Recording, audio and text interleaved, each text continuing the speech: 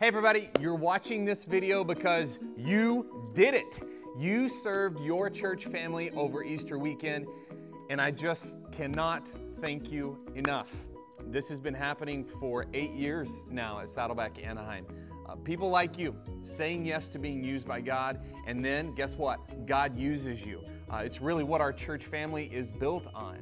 People just like you saying yes to being used by Him. And I've told you this over and over. Great movements of God are almost always preceded by simple acts of obedience. And I know your yes may have seemed small, it may have seemed simple, but God used you. I want you to listen to the enormous amount of work that volunteers, over 500 volunteers did here at Saddleback Anaheim over Easter weekend. Stay with me, listen to this.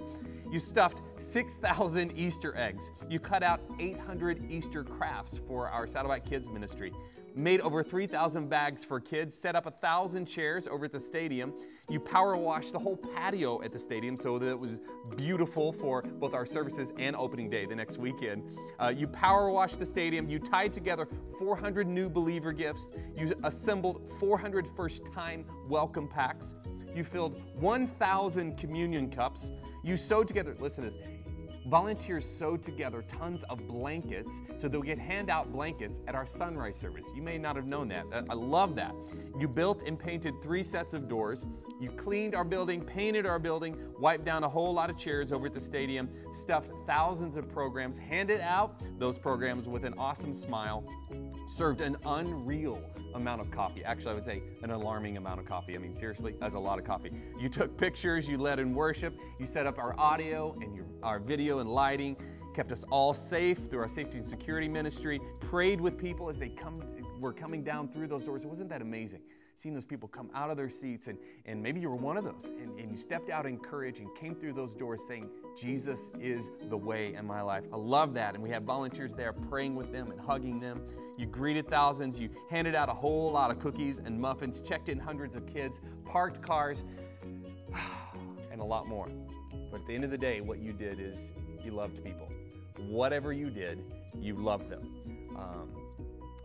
And because of you, we were able to do something that no Saddleback campus has ever done before. Through all that work you did, we hosted 9 Easter services. 9. Now that's incredible, but it's not just about the number of services. It's about the individuals who came looking for hope and looking for purpose, looking for answers. There's a whole lot of reasons that all those people came, but we've never seen this many people come to any of our weekend services over our 8-year history. Almost 5,400 people came. Hundreds of them gave their life to Jesus Christ, trusting in Him as their Savior. 18 people got baptized. And I won't even get into the specific stories, but I've heard story after story after story of people coming, some of them coming just for a traditional Easter celebration religious experience, and God got a hold of them and transformed their life. Some of them going by, driving by and hear loud music over at the stadium and thought there was a concert, so they stopped in, and guess what? Jesus changed their life. I could keep on going. Families, entire families, generations changed by the truth of Easter. And you know what? It's because of your yes, because you said yes to being used by God. I want you to remember 2 things today, and I'll make this quick. First, any time you spend serving God's family is never a waste, ever. And that's not a promise from me.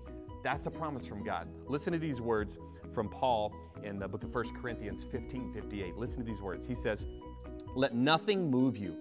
Always give yourself fully to the work of the Lord, because you know that your labor in the Lord is not in vain." In other words, any work you do for God's family, it's never going to return void. It's never a waste. So again, it may have seemed small what you did, may have seemed insignificant to you. I promise you, it was not. God used you. The second thing I want you to remember is this: you are a necessary part. You were a necessary part last weekend or a couple weeks for Easter, but also you're a necessary part moving forward. Here's what God says about you when it comes to His church family. From 1 Corinthians 12:27, He says, "All of you together are Christ's body. In each one of you is a separate and I love this next word, necessary. You are a necessary part of it." I get it. It's sometimes tempting to think, man, look at this big church, look at all these people. I mean, if I don't do something, somebody else will do it. It doesn't really make a difference. Well, that's just not true. God says that is not true. The beautiful picture that God has for this church, the beautiful vision that He has, and the beautiful purpose that He has is incomplete without you.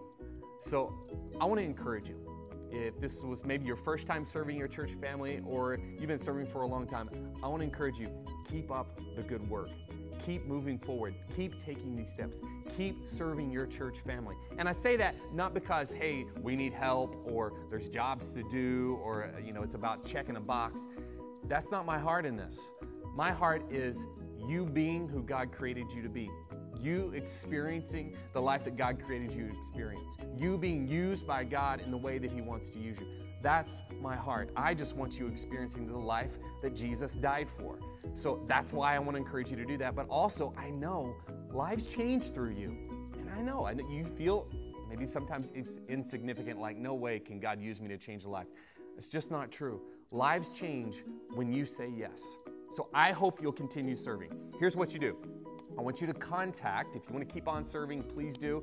I want you to contact Heather Kova. Heather is the pastor who oversees all of this purpose of ministry here at Saddleback Anaheim. Her name again, Heather Kova.